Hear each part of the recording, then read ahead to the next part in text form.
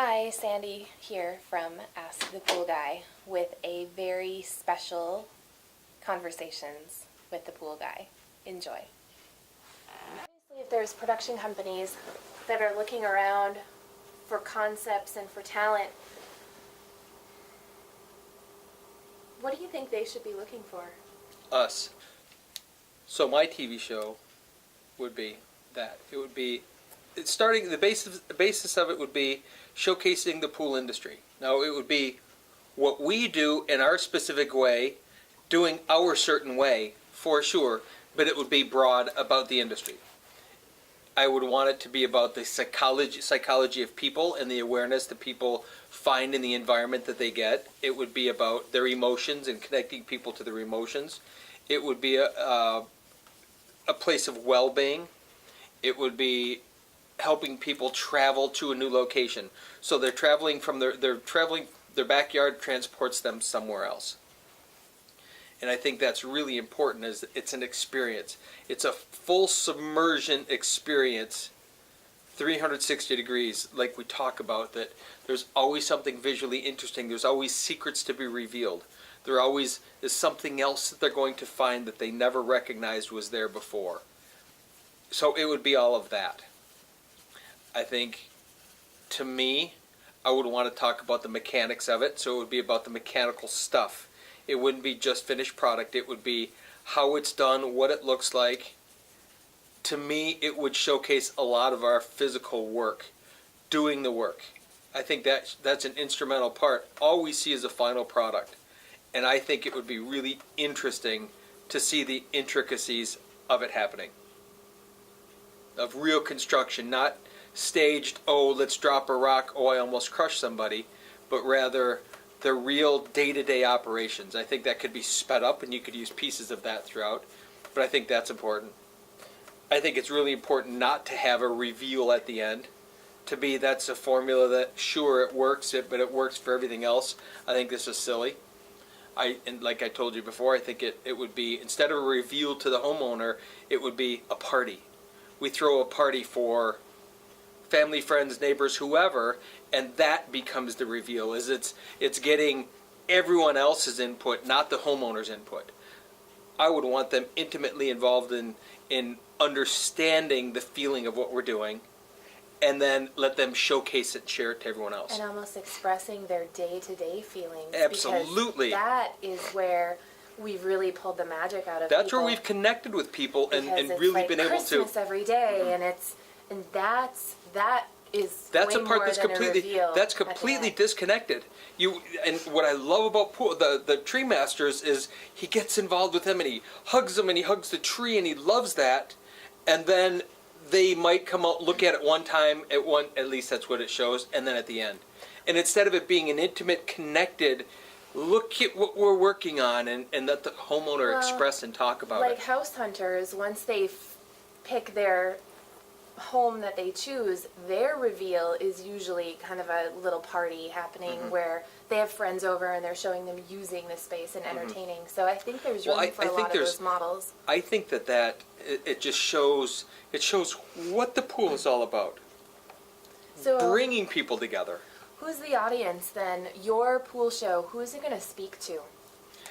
I would want it to be for our target audience. People like our homeowners. People like our homeowners. People who really want to enrich their lives. They're looking for lifestyle. They're looking for a way of being. They're not looking for just having something cool because somebody said to have something cool. It's changing and it's enriching their lives. It's making their lives something special. And a family-friendly experience where, just like people want to watch our pool videos together as a family on Saturday morning, this is a show they would watch together as a family. And the kids get involved, Saturday and night. we put them on the machine with us to let them play on a machine, and so it's an interactive. I think that's a lot of what's missed in this reality TV world, is it's disconnected. You go away, I'll change it, you come back and go, wow. That's great, except for there's no emotional connection to it. Instead, it's just a physical connection. To me, I think we're missing 80 to 90% of living when we just do that physical connection. So what do we think that people that are kind of in our target audience, people that are like our homeowners that want to see, they're dreamers and they are lifestyle and they're Do you know what they are, though? What are they? They're looking for someone that they can say, they're like me. That's their thinking. They're going, well, she's like me, and here's what she's saying. Wow, that must be for me. That's the classic Paul Miner line. Was watching Melanie Dever saying, well, that sounds like us. Yeah. And, well, that must be us. They're looking for someone to be like, that has a similar way of being. Mm-hmm. And that's probably the big distinction. I mean, we happen to find out some of the other stuff we know about them, but I think really the key is they're looking for that third-party validation that's Well, it's also the organic. customers that watch all of our videos and say, I want the rock that I can jump off like that and have fun like that with my kids and have fun They like see a that specific with my thing. friends. Right. It's not something that they dream, well, maybe someday it could be something like this. Instead, it's, there it is. I want something like that. I want that experience. And that's what they're buying is the experience. And they're also, I think what I would like to showcase as well is getting into the theming part of people. What makes them happy? What you and I talk about it all the time, Sandy, is that we surround ourselves with stuff that makes us happy. Let's do that on live television. Let's show people what it is that makes people happy. And it's that wanting to be a kid, it's surrounding yourself with cool things, it's having pirate interaction, and it's about allowing adults and children to daydream. Open theater. It's a theater of the mind. And it's physical theater, but it's theater of the mind. That's also where I think it doesn't have to be one pool, one episode. I think there's probably room to do several pieces that people would wait to watch. It's kind of what like pieces are you talking about? It's kind of like when I watch not the Monster Garage, but one of those Fast and Loud, and they end up with a 2-part episode building a car because it's too much to try to squeeze it into one. They put it in 2 episodes. I can't wait for the next episode to see what the car looks like done. I see him tear it all apart, and I see all these pieces, and it looks like a pile of shit after the first episode. But they're dreaming and they're talking about how cool it is. So we don't have to have 40 pools to do. Instead, here's the nothingness. Here's all the raw guts. And when Karen and we get a project to a part where we start doing the dreaming part, and we walk around and we dream about it. What about this? What about this? What about that? That would be interesting television, because then you start to see some of it develop, and you see some more of it develop, and then you cut, and then you cut it, and then next week, tune in next week to see what happens. And that's why if it's simply build, reveal, I think we miss all of the real good stuff. Of course, it's the visual. People love the visual of, oh wow, look, it's great, woo, I want one. But they miss the whole process. And what do our customers tell us? They love the process. It's almost that anticipation that starts building because they have an idea and they want to do the pool. And then if they just got the pool instant gratification, it would lose that feeling of yearning that we can think of when we were a kid, waiting for Christmas or waiting for your birthday. That's the part that TV's missing. That's the design part. That's the model part. That's the build the picture part. You are right, and that's the part that a customer can share. And you can get thousands of minutes of video and boil it down to a couple really great sound bites. They don't have to say it perfect every time. But you're right. It's that anticipation, it's that connection that every show is missing. And that's what our customers miss so much when they come home every day and it's like Christmas, and then like the liner goes in, then it's like, but I don't get as much Christmas because it's that long drawn out yummy feeling. That's a great point. That they're loving it is. every day. They don't know that before they start, but they learn to crave it almost immediately. And then it's kind of a letdown, like when you're a kid on Christmas, like it's a letdown when like, we okay, leave. it happens, and then it's over. And then we leave, and they're like, oh. That's an interesting thing for us to think about in terms of what we do, because we create an experience. We build a pool, but we create an experience. Well, it starts with your appointment, and then the tease between your appointment and when they see a design, and then it's the tease between their design and the decision, and then it's the decision to the, and it's like the tease. There's a better word. It's the yearning. It's the anxious, but in a positive. Yeah, it's a. The yumminess of the experience is happening like in that moment. Yes. So the show at its center, at its heart, is going to be about the legendary escape. It's just it's the certain way. What is the certain way? It's everything we just described. It's theater of the mind. It's theater in the physical world. It's giving people a completely unique construction process. And unique construction in unexpected, anything they've ever experienced before. Unbelievable. Never having witnessed this before, can't believe something like this can operate this way in the way that it does. That's the certain way. The certain way is far beyond anything construction. That's what every show is missing.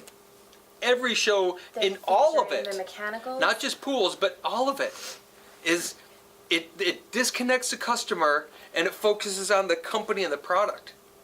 And do you realize what we do? We focus on the customer. Now, I'm always saying I'm doing it my way, whatever, but it's really all about the customer.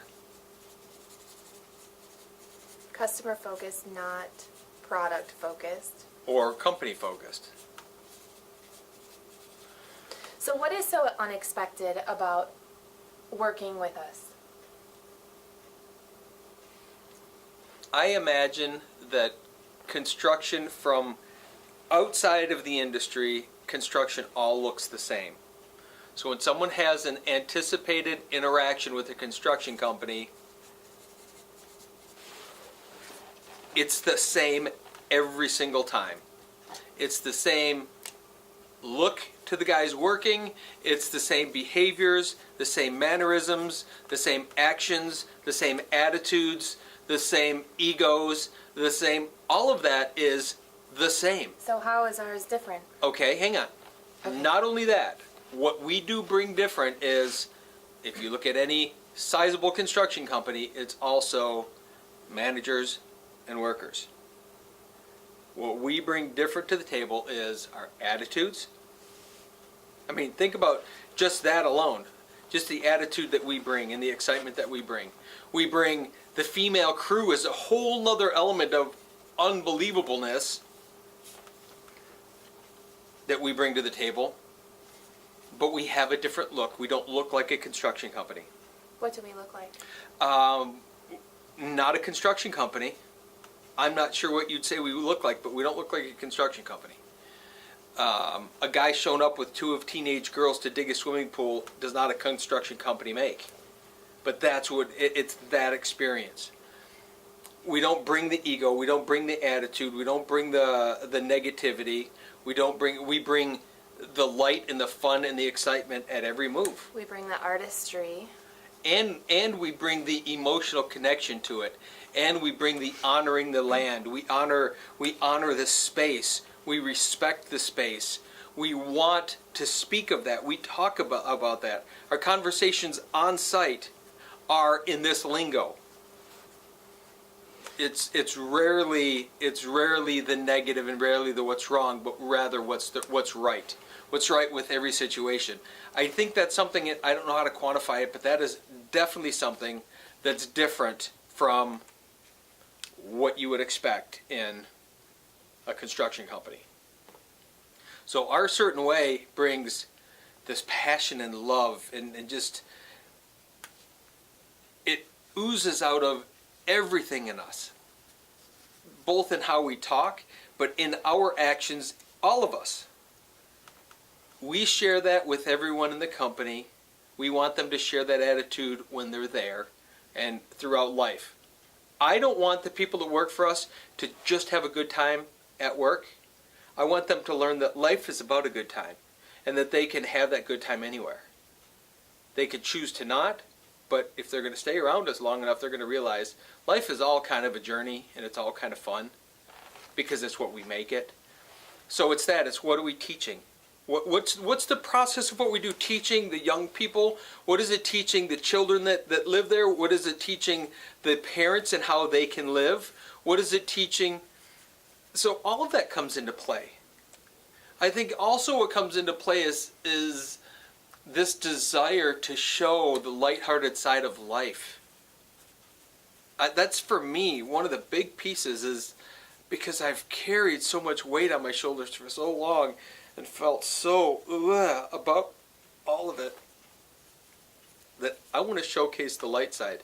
I want to showcase the design part. I would love to showcase this talking about and dreaming and scheming about the what ifs. And not in such a way that it's little one-liners, that it's little good shots for television. I would rather experience all of it, the design, the drawing, the modeling, all of that stuff. And every project, and go, It'll include a lot of those one-liners just because Oh, those it will. nuances, They do. energy will just come out. But if you watch Overhauling, Chip Foose is his name. He's become really. Been on the show on TV for about 12 or 13 years now. They've been on it for a long time, and they used to steal someone's car and overhaul it and reveal it to them.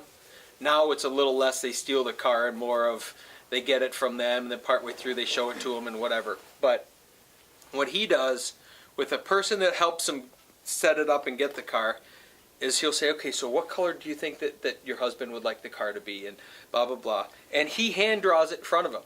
And he's sitting there with markers, and he's drawing it, and he pulls out a paintbrush, and he paints the lines on it, and whatever, and then he shows them. And it's that anticipated part of, wow, there's an art to that, there's a whatever. Well, it's a similar thing here. Is maybe it's not sitting with a customer doing it, but instead it could be, well, we sat down and we worked through the details, and here's what I'm coming up with, But and then you could do a drawing Could. and color it right there, sitting with them. Could. But it would be a little bit of that and going, okay, so what, yes, no, why, and then maybe modify it, do it again, whatever. And then that could be all shrunk down to a minute. It could, like Chip Foose, it doesn't show him marking every line. It's, and then it slows down and he shows some color in his hands going, and then then it slows down and he's doing something, and then there it is. Why would you do a show? I don't know. Why would doing a show even be an... I don't know. Here's something that I almost, when we were talking just a little bit ago, and I started to say something and I stopped, and you asked me, and I kind of blew it off. That moment of the universe conspiring, and all of a sudden the universe pulling all these individual projects and things together for us, I had a flash moment of TV would get in the way. That as big as we think that would bring us to the world, the first moment was TV would get in the way, and then the second moment right after that was unless used in the right way. Let's not let it get in the way. No, exactly. But that was the reason I didn't say it, was I didn't want to think, okay, TV gets in the way. So instead I didn't say it. But what it was a TV show would get in the way, and then just after my mind went through that, it was like, but it wouldn't have to. And then next thing you know, we start talking about a TV show again. So why would I want to do it? Because I think I have a very different message than 99.999% of the people selling swimming pools have. To almost all of them, it's a business to make money. And to me, it's the means to free my soul. Much like I tell every customer, like I told those people today, I don't know, and this is what I said to them. I said, I don't know if you guys understand this or not, if it makes any sense, but this is a part of me that's in your yard when I'm done. It is absolutely a part of who I am. And they said, yeah, we completely understand that already. That's the difference. We can call it artistic. Artistic is a bullshit word, kind of. Even like on the little thing we watch, oh, he's such an artist. You can, yeah, sure. And his pools are fine. Nothing against, because people love that. And it makes good pictures and all of that. And that's not what I want. I don't want someone to think of me as a good artist. I would rather they think of me as a good philosopher. If we could get down to the core of what I would want to leave people with is my philosophy in their backyard. The essence of who I am as the philosopher in man that you might call an artist, that's what I want to leave with people. I don't want praise. I don't want someone going, oh, he's so awesome. I want them to leave with the true essence of me, the person. That's the most fulfilling to me, and that's what I've struggled with all my life is, am I worthy of sharing that? Because that's where, it gets down to, so what do we do this for?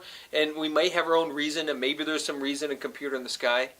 But when I boil my life down at this point, it's my legacy, my lasting memory that could be gone in a generation, it could be here forever, is the man that I was and the thing that I did.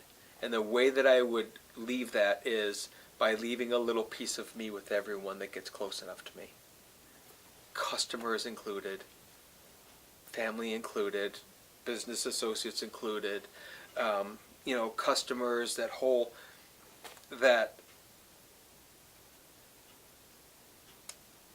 I want to know that in my own mind, for my own egoic, because it really doesn't matter, all said and done, I'm dead, I know that. But I would like to know that I gave all of me in trying. I gave all of me and all of the things that I wanted to try, I gave it all. And that's what I would hope customers get from me, is that Al gave us everything he could give. So as you were talking, I was framing why would we do a TV show, and it would be to change the world.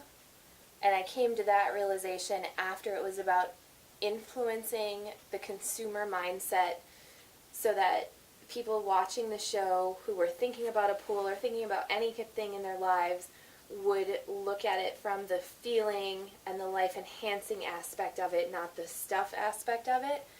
And then it would, from the being and not the having, influence the consumer mindset about pools and further the industry through the energy that the pool industry can have, the happiness quotient inside of it and all the people involved in it.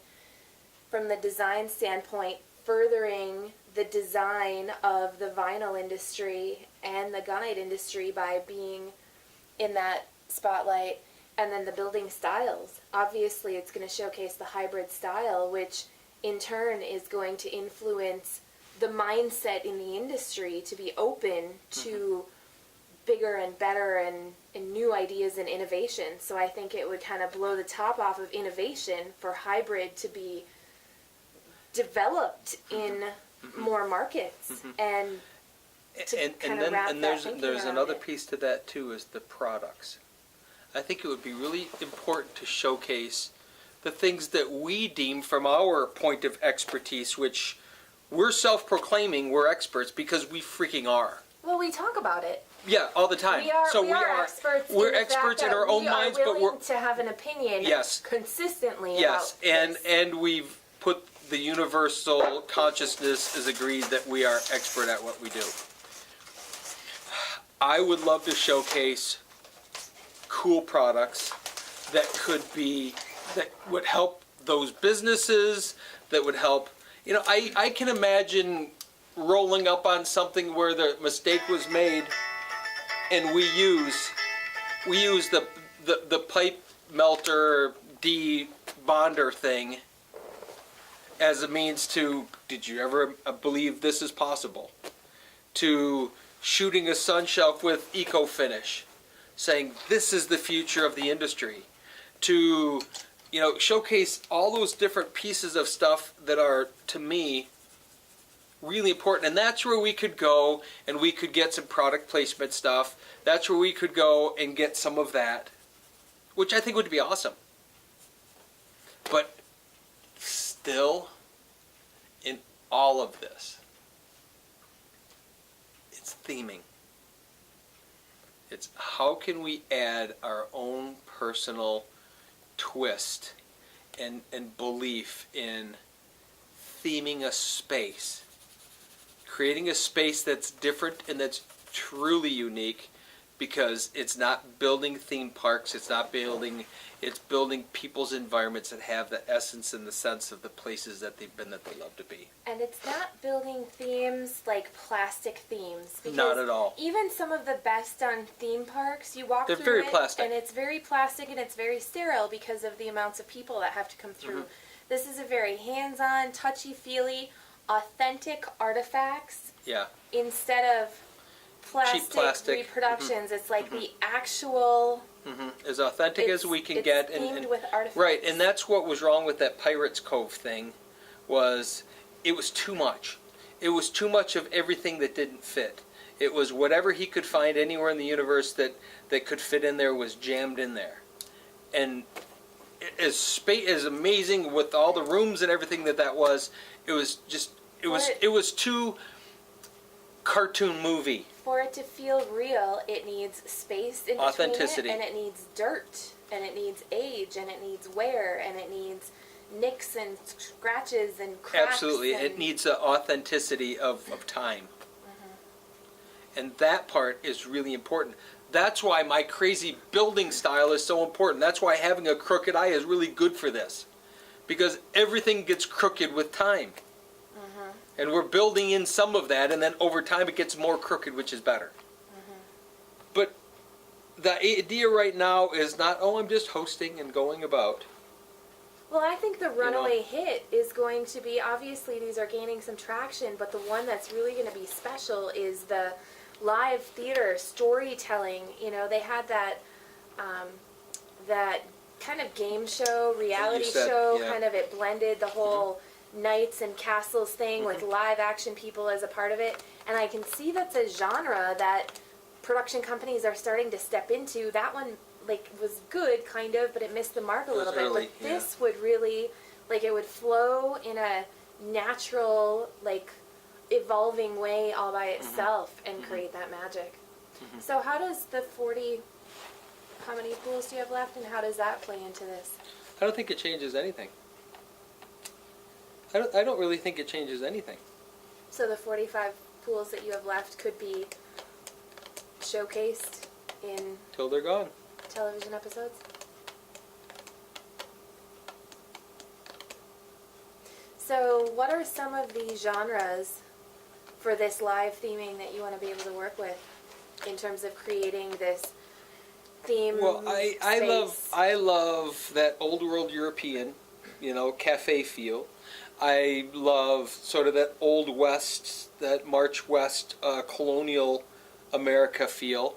I love the idea of pirate theming is a strong one for me. Steampunk I think would be really awesome.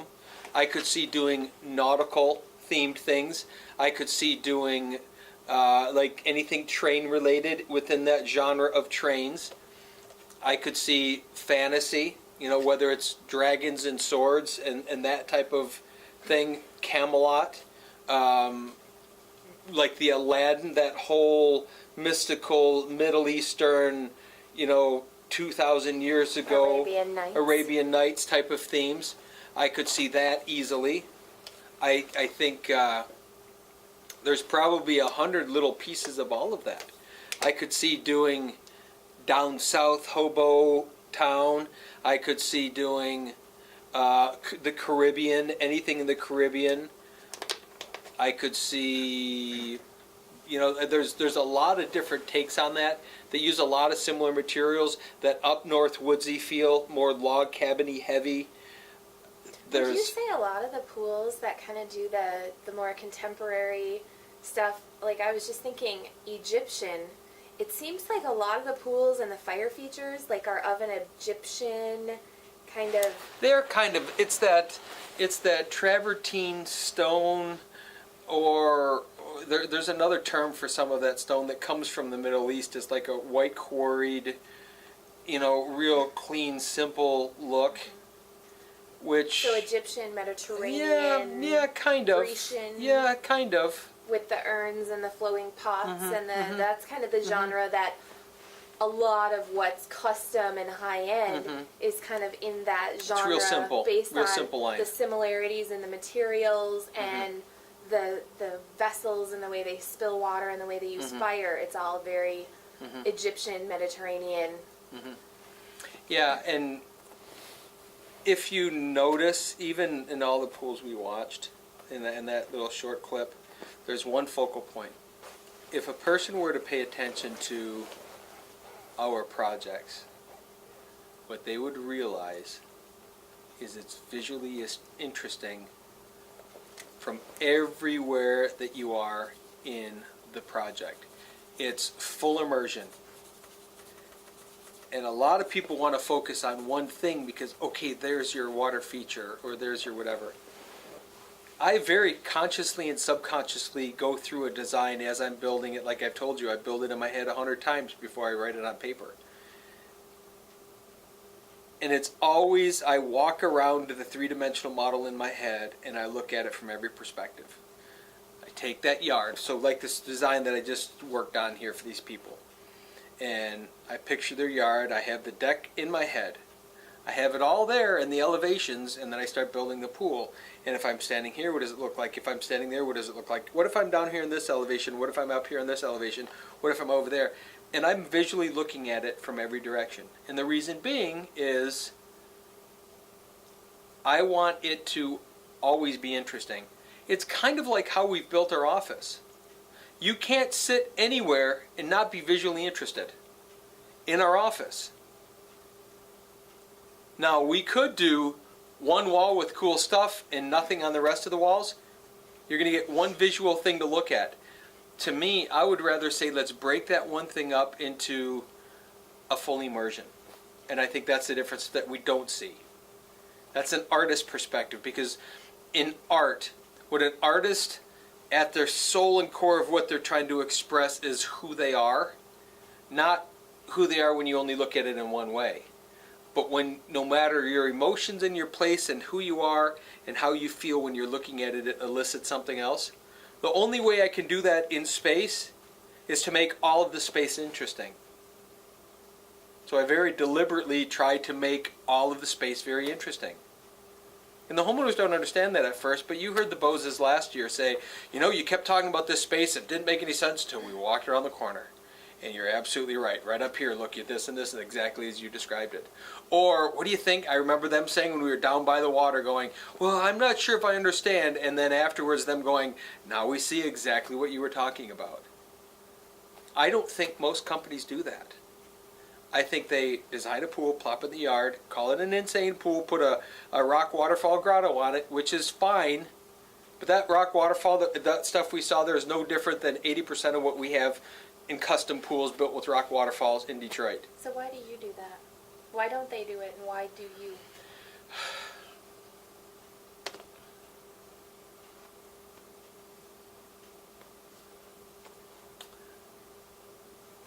Probably because I have been on a quest all my life to dig deeper into who I am and to identify more with what life is. And maybe it's because I'm trying to find the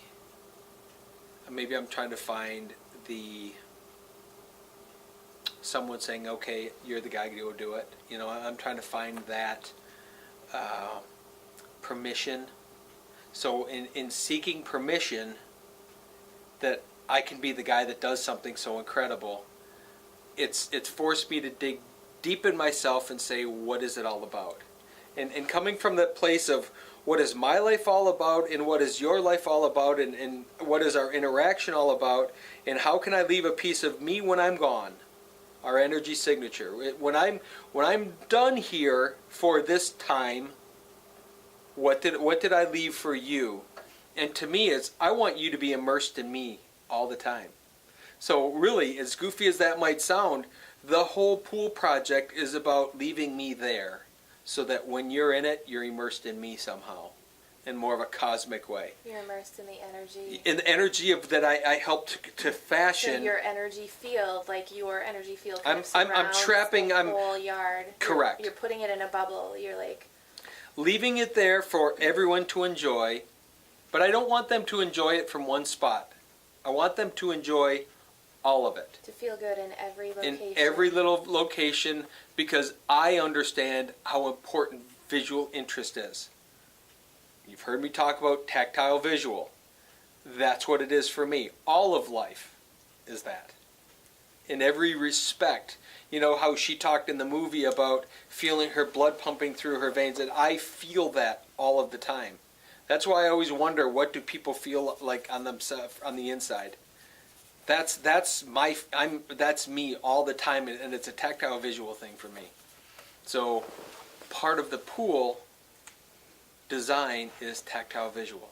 How can I keep your senses heightened all the time, but not overwhelmed, but enjoyable? Because part of this is to relax as well. But when you can relax into an environment, you can enjoy it. And that's the goal. The goal isn't to make it too harsh, to make it too clean lined, which is not natural. A pool with clean straight lines is not a natural anything. It may be visually beautiful in the moment, but it doesn't set someone at ease. I don't care who you are as a person, I don't think it sets you at ease. I think it helps you think that that's what you're supposed to have, so therefore you have it. Your pools and your philosophy have evolved pretty darn rapidly from the time that you started doing this. Why do you think they're evolving so quickly? I was always meant to do this. Always. From the day that I took the company over, I wanted to be radically different. I just didn't know what that looked like. I knew that what we were doing was never going to satisfy me. Ever, ever, ever. And I was locked into that lock and load and go. And I remember the conversations that Mike and I would have all the time, and he would say, just get on the train track, it's already laid, and go. And just ride it into the sunset, make money doing it. And I could never accept that because it had no interest. The money, as important as the money is not important at all. The money becomes as a byproduct for me. It's not why I do it, it's the byproduct of what I do. So all of those years, I was pushing and pushing and pushing and working toward this. I was putting my 10,000 hours of practice in, I think.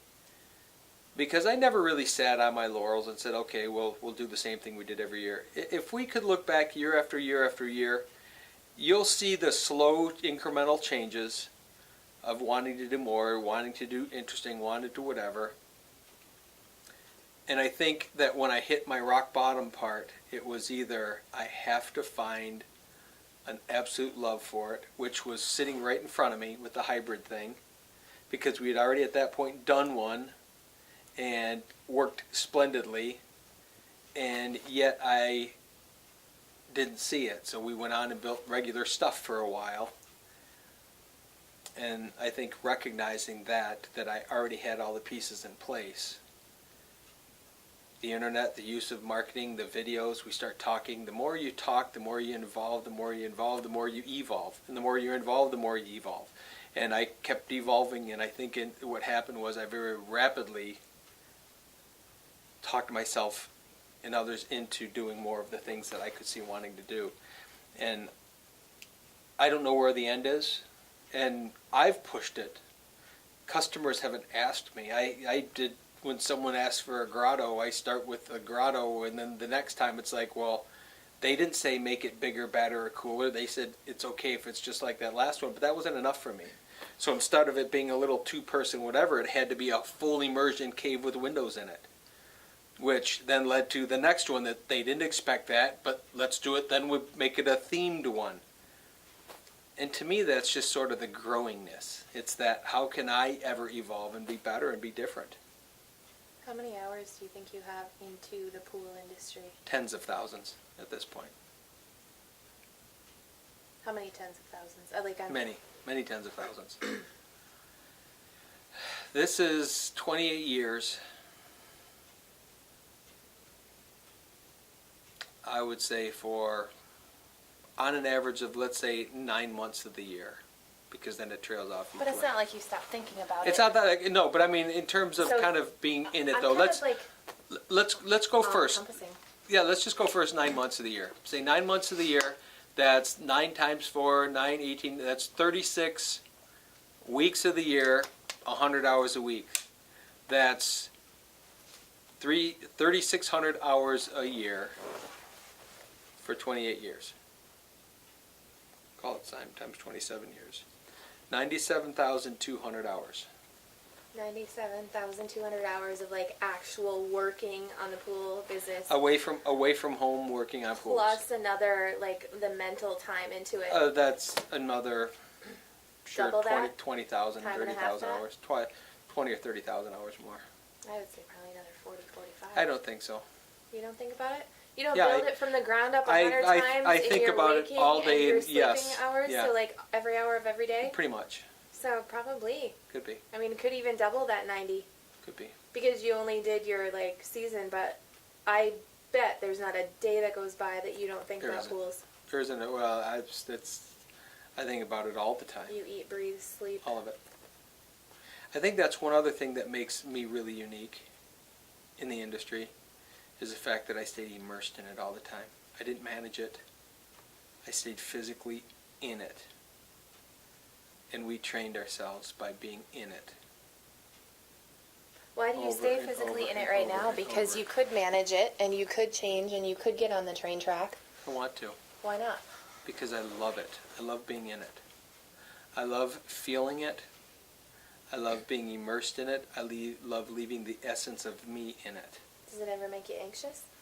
There's anxious moments. There's moments of anxiety. There's moments of fear. There's moments of pressure, of performance, of all of that, sure. But when I'm in it, I'm in it. I'm in my element. The idea of just managing and not being it hurts. It kind of hurts at a soul level, at a core level. And I know that's not good business practice, but it hurts not being in it. The idea of me not going to a job and everyone else is working on it hurts. Now, I don't have to be there every day of every minute of everything, but I have to be there. So I could live there. So you alluded to kind of the business of it. Would you consider yourself a good No. business person? No, I think I'm a good talker. I think that I have no reason to lie, and I never have. I've had no reason to bullshit my way in or out of anything. I've just told it like based on how I feel about it. And from a business perspective, I don't understand enough of the business part. I understand how it all works. But you're a successful business, and you have been for years and years. Right, and but years. it's because of the passion for the thing. It's not because of my management. So do you think a person with a passion for a thing has to be a good business I person don't think they to do. be successful? I don't think they do. I think they can be, and I think it probably would help. They could save themselves a lot of some of the oopses that I've made. But I don't think you have to be. I think an artist or someone who's creative in their own way could be creative and not be a great business, but could produce amazing stuff. I do also think that a lot of times people are undervalued and they don't make the money that they could make. So knowing what you know, you have all this knowledge. Would you take on an apprentice or an understudy? What would that look like? I would love that. I would love to find a me of 20 years ago. Tell me what that looks like. It would be someone who is just doesn't give a crap. They just don't care about having a traditional life, doing traditional things, having to work X number of hours and get paid for X number of hours. It would be somebody who just didn't stop. That they were voracious appetite. They wanted to learn and try and experiment and try and learn and put it all on the line just so that they can learn. That's the type of person. The more learning that they're willing to do, the better. To say, let's try something. I think that's one of the biggest things is people are afraid. And I think it would be somebody who wasn't locked into traditional living, working from 9 to 5, getting paid overtime when it's time to be after 40, having to be home by 5 o'clock to have dinner. That was all would have to. Kind of looking for an immersion experience. Someone that wants to immerse themselves, that can find a passion for it. And art, you know, it'd be great if someone had some technical skills in drawing and all of that, but I don't think it's required. Do you think Because I didn't have technical skills in that. What I did have was the passion to learn and to try. And that's what they would have to be, is someone who just said, let's try. Run the risk of losing it all, but if we don't try it, we're never going to learn. Do you think they would love it? Do you think they would need to love it? I don't know that they would have to love it initially, because I don't know that I loved it. I take that back. I absolutely loved it from the minute I started as a grunt on the construction crew and a grunt in the service company opening swimming pools. I loved the experience, and I immersed myself day one in understanding what it was all about. So I would hope they have that basis, that they love new experience, they love to grow and change, they're willing to go deep inside their own head and have those difficult conversations with themselves and with me about who and what we are as people, that are willing to lay themselves out, just like I'm transparent and willing to lay myself out about any topic that someone wants to talk about. I think that would be important. Someone who's going to be closed-minded, someone who is going to be judgmental are not good candidates, because that automatically puts a stumbling block in between creativity, is as soon as you want to put judgment up against something, or you're out of fear, you don't want to try something. Would you say I need that open-mindedness. someone who's like a sponge as well, just wanting to absorb everything? Absolutely. Everything? Absolutely. A sponge, but also a sponge that can be wrung out, because what a sponge holds, it also has stuff that could be used. And I wouldn't want someone that's a doormat that just gets stepped on and is learning. I want someone that says, well, I see this, but what about this? So they've got to be a strong enough person to not be afraid of me and worrying about what I'm going to say. So strong enough personality that they can say, well, wait a minute, what about this? Here's what I was thinking. And that would be probably a key piece that a lot of people would be a little bit afraid of, is being able and being willing to be vulnerable enough to be transparent and go, well, I don't agree with you, Al, and here's why. So it's got to be, it's a strong personality. It's somebody who's willing to just suck it all in, much like I was. I immersed myself in it. Today it'd be easy with the internet. You can find anything you want. Back then, I took home 20 pool magazines that I could find in the upstairs, downstairs, attic, and whatever at the office, and started reading it. And I got intrigued by all these weird things that I read. And it was a normal magazine that isn't very edgy. As you know, the magazines still aren't very edgy. They don't touch anything but the mainstream. They don't hit the fringes very often. How do you think you pass your knowledge down? Because you could have an apprentice, but I think, with the hybrid pool building, there's hundreds of pool builders that could really learn from you. How do you think you pass that knowledge down? Well, I'm not a good instructor. Teacher, I'm a teach by showing. If put into a classroom, Don't ever say wait, that again. yes, no, that's something I don't want to be. If I'm put in a classroom as specifically to instruct, I'll knock it out of the park home run. I don't question that. It's perfect in that case. But if it's someone that I'm in the field with and I have a goal, a task, and a thing to do, I am not interested in stopping and describing every step of the way. And the reason I'm not is because no one did that for me. What I think a good apprentice would be is someone that sees it, much like I do, see it once, learn it, infuse it into your being, and then can reproduce it. And that's all I ever did. And everything that I ever learned, whether it was plumbing a pool, whether it was learning how to PVC pipe plumb stuff together at the pad, whether it was wiring and electrical stuff, putting a circuit into a circuit breaker, into a panel, no one ever told me this is how you do it and this is how you don't, because you're going to get electrocuted. It was simply me understanding enough and then doing something about it. And I think if I have to sit there and go, well, here's exactly why you do this and you do that, to me, I'm going to have a really tough time. That's what I mean by not being a good instructor, is in the field, watch me, and then go fucking do it yourself. Do you want more people to build hybrid pools? I do. I don't see yet exactly how the training would go with that, but I would want that. Do you want to be a part of the training and the evolution? I do, because I think what I bring to it that no one else yet does is seeing how it all comes together. I think if every pool was built the exact same way with the exact same hybrid part, it'd be easy to systemize. But as you know, everything that we do is very drastically different, and I'm the spearhead. I've got no one else that can see all of how those things need to go together yet. If I had an apprentice that could see all of those pieces, and if it's simple bolting steel walls together and then attaching a sun shelf to it, no brainer. But as you've seen, the sun shelf may now be attached to a spa, which that changes the dynamic of how that goes together. Or that sun shelf might be attached to a wall that drops down to a swim-up bar. That's a whole completely different configuration.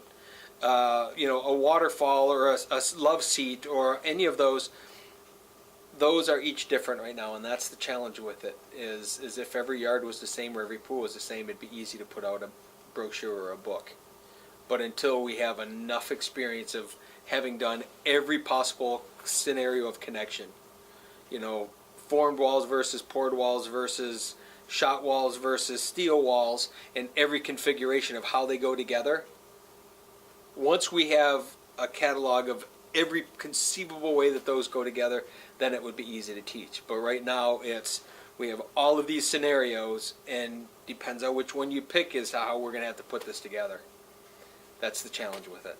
So I think what we would want to do is... How could you develop that book? Would it be partnering with the manufacturer?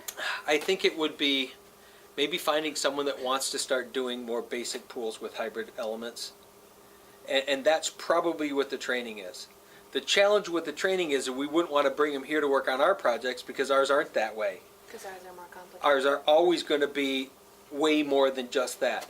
If it's simply adding a sun shelf or a step, and that's all someone wants to start with, if it's showing up there and doing it, or if it's someone local that could learn, that would be the way to do it. Well, would it make sense to sell a project that we could have people come in for a training class to work on that one demo project? Could do that. Maybe for the apprentice that understudies under you, that becomes like a do hybrid a builder, simple hybrid project. builder. Do a simple project. We could sell simple projects all day long. Well, I know we could sell simple projects all day long.